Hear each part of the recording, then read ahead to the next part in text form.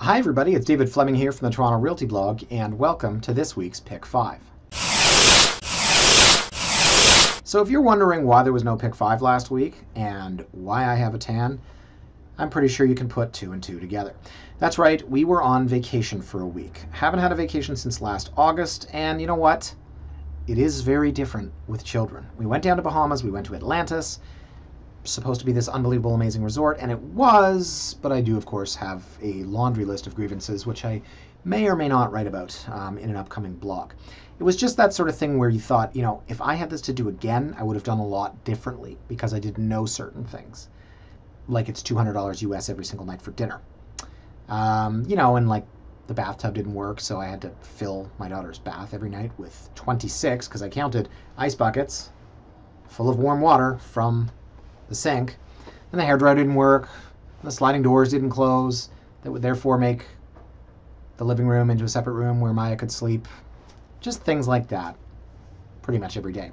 Anyways, ironically, I think we probably would go back. We would just do a few things differently. So it was an awesome trip. I'm sorry I didn't have a Pick 5 last week. I just was way too busy when I was getting ready to leave, and I didn't want to put up a stale video a week later. So guys, this week I thought I would do something different, very different. One of the critiques I get, sorry to say, with Pick 5 a lot of the time is that I cover the same areas. I cover the same topics. That's what people say. They say I have an East End bias. I try to do a lot of stuff in the West End, but when I talk on my blog, I definitely do have an East End bias. So what I thought I would do today is look at very, very unique properties. And this took me a while. I've been looking at this for an hour and a half, going through the entire city, trying to find unique properties. And I have found 5, all of them condominiums, because houses in themselves are unique. All 5 condominiums, which I think you are going to like. If you like seeing things you haven't seen before, great. Some of these you've probably never heard of. If you like really unique features of buildings, boy, the one on Ritchie is definitely going to throw you for a loop. So let me show you what I've got here, guys. Here's our map, and this is great because we're basically going right across the city. We're all the way in the beaches, then into Leslieville, down into the Trinity Bellwoods area, up into Roncesvalles, and then into High Park. This is going to be awesome. So let me start here, guys, with 2B Minto. Loft number 3. Look, the bakery lofts of Leslieville. I love when they say the something of something. Like it's not just the bakery lofts. The bakery lofts of Leslieville. Reminds me of the Los Angeles Angels of Anaheim. Remember that? Baseball fans, there was this huge dispute. Basically, I think it went something like the team was playing in Anaheim, but they wanted Los Angeles in the name, because why wouldn't you? Los Angeles has far more panache. But they had to have the word Anaheim in the name. So they changed the name to the Los Angeles Angels of Anaheim. LAA was their logo. Just ridiculous. So the bakery lofts of Leslieville. Guys, this is one of the coolest units I've seen in a long time. I'm going to show you the map here first, just to give you an idea of where we are. We are just outside of what I would consider prime Leslieville. Whoa, hold on. Descendant Detroit style pizza. I know what I'm doing on Saturday night. No, I'm not going there. I would deliver it so I could stay home and eat it alone. Yeah. So Leslieville, it's a city in Toronto, place, town, such. Here we go. Queen Street, all the way across. Leslieville, as you can see, to me is a little mislabeled. Thank you, Google Maps. It's over Jones. I would think this word Leslieville should be over Carlaw. Prime Leslieville, and I know that this is considered Riverside, but prime Leslieville is basically from Broadview all the way over to Jones, Leslie-ish. Now, Hastings, Great Street, Alton, Great Street. I have clients on both as well as Hiltz. My point is, guys, Greenwood and by the TTC yard over here, we're just getting a little bit out of prime Leslieville. So having said that, Minto Street is a side street. It's quiet. And this building has 7 total units. So let me show you the specs, first of all. It's 749.9, 1 bed, 1 bath with a terrace. I'll come back to that. 2 parking spaces. Awesome. Also has one of those huge locker rooms. $335 a month in fees, which is a joke, including heat and water, only paying your own hydro. 800 plus square feet with a 513 square foot terrace. This thing absolutely rocks. So take a look at the building. There you can see only 5 units. Pretty sure I was in here in a wild 2,000 square foot unit at some point. So the one thing I noticed in the photos here, what's happening with this? Maybe it's just the lighting, but it really to me looks like 2 pieces of wood like glued together. Yeah, it kind of is. I don't know what's happening here, but the rest of the unit checks out. It's pretty nicely done. Whether it's the finishes, we have a light bulb out there. If we could fix that, that would be great. Got nice big windows, I will say. I like the floor plan. It's open concept. You've got room for, well, the magic of staging, right? This chair is pushed right against the wall, but that's a 4-person round table.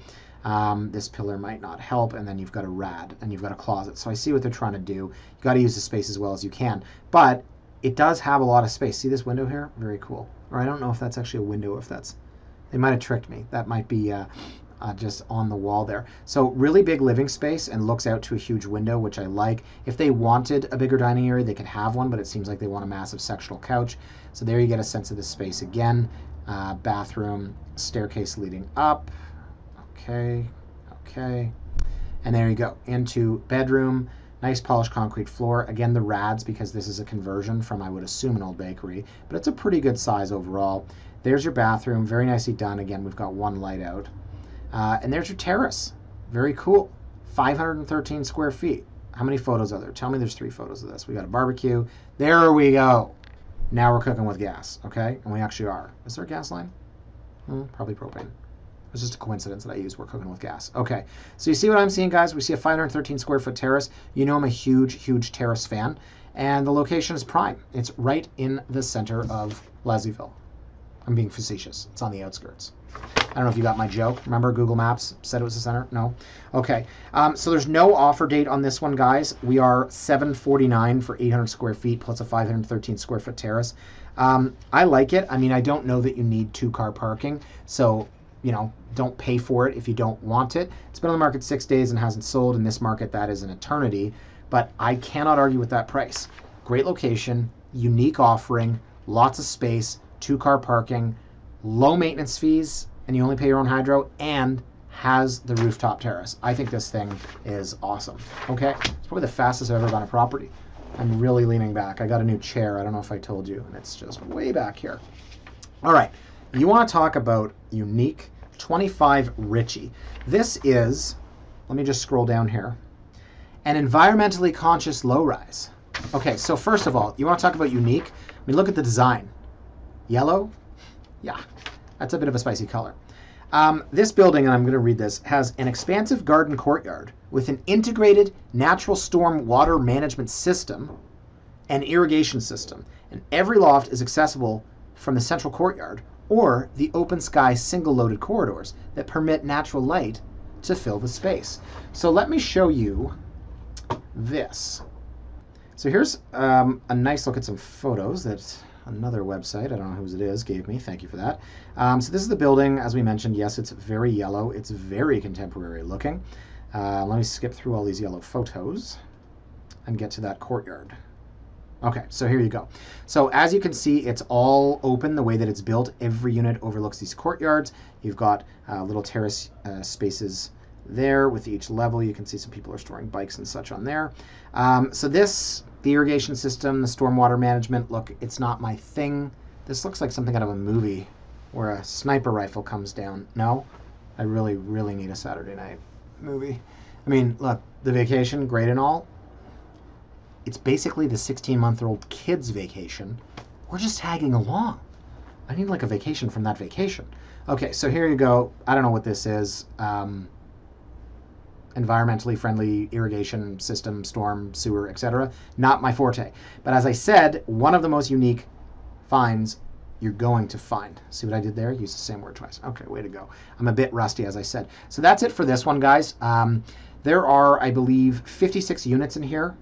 6 stories built in 2011. Here's where it is on the map. I know it's called the Roncesvalles Loft, so obviously it's off of Roncesvalles. Great spot. The only drawback, I guess I would say, let me zoom in a little bit, is that this is slightly commercial industrial in here, okay, from Dundas to Ritchie. So if you look, see, here's a mechanic, here's an animal hospital, etc. It's right close to Dundas. So if you were to look next door, where was my photos here? You can see the industrial there. So that's the only rub. But I think for the 56 people in this building, they likely would have all targeted this because of the environmentally conscious, friendly, irrigated natural storm water management, integrated natural storm water management irrigation system. I'm literally fumbling over my words. Not my forte, as I said. Okay, let's move on. We're going back to the beaches now. So this is 101 Glen Manor. So this is another extremely, extremely unique property. This, as you can tell, is a conversion. It looks like a cool peaked little Victorian. We're going to actually see one of those in the West End in a moment. So there are 20 units in this.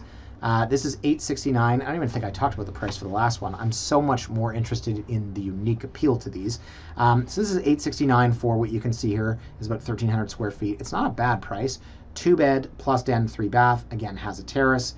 $520 fees aren't terrible. And the layout is 3-story. So we'll go to the photos here just to give you a sense. Again, unique from the outside, yes. And then you get into the inside. You can see brick, fireplace. You don't get a lot of, what was I looking at the other day? 891 Adelaide, there's a townhouse that has a brick fireplace, so that's very cool. In a condo, it's rare. So layout's a little long and narrow was the one critique I might make. I don't mind that. It's just this couch is facing the fireplace and the TV is facing the plant. So, you know, methinks there was some staging elements here. Like, that doesn't make a lot of sense to me. So that's fine. You can rearrange it. You step up a few steps to the kitchen, which is nicely renovated. Smaller ceiling, obviously. See, obviously here we're stepping down. Another plant. 4-person dining nook, I would call it. And upstairs to the master. So very high ceilings on the top level. It's just that main kitchen area where I didn't love the ceiling height. And you've got one more level that goes up to what they call a loft. Where are we here? So there you go. So that's pretty much how you stage these spaces. A little home office facing the wall. I'd probably rather have it against this wall, have some more natural light. These chaises, I mean, if I was to lay down on that, I feel like I would have to tell all my problems to some guy in a beard who's like chewing on his pen, pretending to make notes. And there's the terrace, as you can see. So this is a somewhat common layout, I guess, in terms of condo townhouses. But it's just a very, very different type of offering altogether. So there you go. That's the main entrance, which is not pretty. Ooh, shots of the beach. Very cool. See, from here, I think it's very cool looking. So you can see on this side, there's a little bit of commercial residential. It's just a different spin on typical condo townhouses. We're driving by, it wouldn't really look like what it does from here. This kind of looks ugly, to be perfectly honest. Okay. I said unique. I didn't say I love this one. It made my list. It was the last one. I won't lie. Okay, so you want really unique? Let's take a look at this. This is really cool, and this is really smart. This is a couple of guys that basically built a 4-story condo, and now they're trying to sell them. So this is at the corner of Niagara and Adelaide. And this is what the city should allow more of. So I'm going to go off on a wild tangent here, guys. When we talk about Toronto's housing crisis, there's not enough inventory. Doug Ford said he wants to open the Greenbelt to development. People don't like that idea. We need to be able to build more. Abolishing the OMB, which I know people have problems with the OMB, but at least the OMB was able to get things done. Now without the OMB, and with all the restrictions that we have on building in the city of Toronto, we're not going to build any faster. And we're not going to alleviate the deficit that exists between supply and demand unless we can allow people to think outside the box and build things like this. So I have a client who's going to be listing a house on Clinton Street, and he's from England. And he said, I don't understand how in Toronto you're not allowed to divide up houses and build multiple units. And to me, I was like, wow, that's crazy. Why would you be able to do that? And he said, I don't know, because you can do that anywhere. Literally. And that's the way a lot of London is. If you look at a mansion in London and you say, wow, whoever owns that must be rich. No. The 5 families that own the 5 units in that mansion must be rich. That's how they do things in other major world-class cities. And people have talked here about building laneway housing. People have talked about being able to build onto an existing house and add a different residential dwelling. And the city of Toronto doesn't really allow it. But if we can allow people to think outside the box, here we've got a 4-unit condominium where a crappy little rundown house used to be. And that's my tangent. So I think this thing is really cool. Kudos to the guys that had this idea. Let me go back to the listing before I go to the photos. So this is $875 for a 2-bed, 2-bath. That's about 900 plus square feet. So now we'll go to the photos and we'll take a look. Elevator to the unit. Oh no, sorry. I think that was the elevator. I don't know, to be perfectly honest, because that says unit 3. I thought there was an elevator to the unit. So they've got it nicely staged. There's 2 of them for sale in here right now. I mean, I guess they built on spec. It must have some deep pockets if you've got 2 units. Did they pre-sale anything? That's the question. But you've got 2 units on the market right now. So it's super modern, and it fits in with the whole King West vibe. And I just think it's really unique. Now, obviously, there's a downside. Oh, you could do another one literally right there. Obviously, there's a downside to owning one unit in a condominium where there's only 4 units. You're going to have to self-govern. You could hire a property management company, yes, but is it worthwhile to pay them? 4 people, let's see, your typical board of directors has 5 people. So there are problems that exist or can exist, but the flip side of that argument is, well, now I don't have to worry about some crazy board of directors or what 500 people are going to do with their votes. There's literally 4 people, and you're all in this together. So I think it's a cool idea. Their website was here. Let me bring this over. So if you are interested, I feel like I work for these guys. 243 Niagara is the website, and there's a lot more information on this. As I said, there's 2 units that are up for sale in there. So let me get down to the floor plan. Yeah, this is the floor plan here. So, and here's at the back, 3-car garage. So this is the unit that we're looking at. Can you see this? Okay, perfect. So yeah, there's the elevator. Is that in the unit? You know what? This is confusing. I immediately regret this decision. I want out of here. 981 square feet. Okay, so I thought it was about 900. So it's not a terrible price per square foot. That is kind of the going rate, 1,000 a square. Let me just scroll down to the next one. Yeah, you can see elevator. So, okay, I guess it's in every unit, right? Let me scroll back down. Yep, there's the elevator. So this here, this door opens to the foyer, which opens to the unit. A little confusing from there, but as I said, I'm very slow now that I'm back. Okay, we're just flying through here, guys. The last property, I can't believe we're on the last one already, is 32 Gothic. So 32 Gothic is a 7-unit building, and this, for those of you playing along at home, I called Glen Manor a conversion. This is actually the conversion. There you go, from an old Victorian. So boy, do I have egg on my face. This is a 7-unit conversion from a beautiful Victorian, and inside is gorge. I'm going to use that word from one of my clients right now. It's so cool. She basically shortens all words. That's my religion. Like religion, right? Okay, so I lost my train of thought there. I was thinking about other things that cool kids say. So I love this style. Take a look at these chandeliers, for example. Victorian-esque, right? But super modern furniture. I love the way that this thing is designed. It kind of incorporates a little bit of new, a little bit of old. I really like the layout here. I hate gas fireplaces, but that's because I'm so looking forward to having a wood-burning fireplace one day. So again, potential issue here, 7-unit building. You're going to really have to get along with your neighbors, and you're going to have to actively manage. But this thing is so well done. They want $1.4 million for 1,500 square feet. So 1,000 a square, it's not terrible. But again, it's not downtown where 1,000 a square is the going price. So it's just so nicely done. Yeah, wow. I literally have nothing to say. I'm just looking at photos. Nice old terrace. Just look at this. I love this. Check this out. Like, they just really hit on that period, that Victorian era. I almost wish I was born back then. But then if you had a question, you know, like, what's the difference between the House and the Senate? You can't just put it into Google. You would have to actually ask someone, and they would have to know. So maybe I didn't want to live back in the Victorian era. Anyways, nice little outdoor space. You can see that you're kind of boxed in by some of the condominiums. But again, you've got this old Victorian house that's sitting in the middle of Hyde Park. See, there's another shot of that. This is so cool. I can already hear, like, the saloon music playing. That's what I think of when I see that. Different era, I know, but okay. And there you go, back to the beginning. So 1.4 million for 2-bed, 3-bath. Again, it is all, see this? All main, 1 story. Which, again, some people want multi-level. That's what they're looking for in something like this. And some people would say the stairs. They count as square footage. It's a waste of space. I had that conversation with somebody this morning. Wow, we're done already. I can't believe it. Maybe it's because I'm leaned back. Did I look lazy today? 5 properties, all extremely unique in their own right. And let me just go back to the beginning here. So 2B Minto, very cool. Great price per square foot and great area. 25 Ritchie, not exactly my jam. I'm really using this client's lingo now. You know, the whole environmentally conscious thing, but that in itself makes it unique. 101 Glen Manor, pretty unique offering as well. As I said, location. I don't even think I showed you the location of that one. Let me just go back here.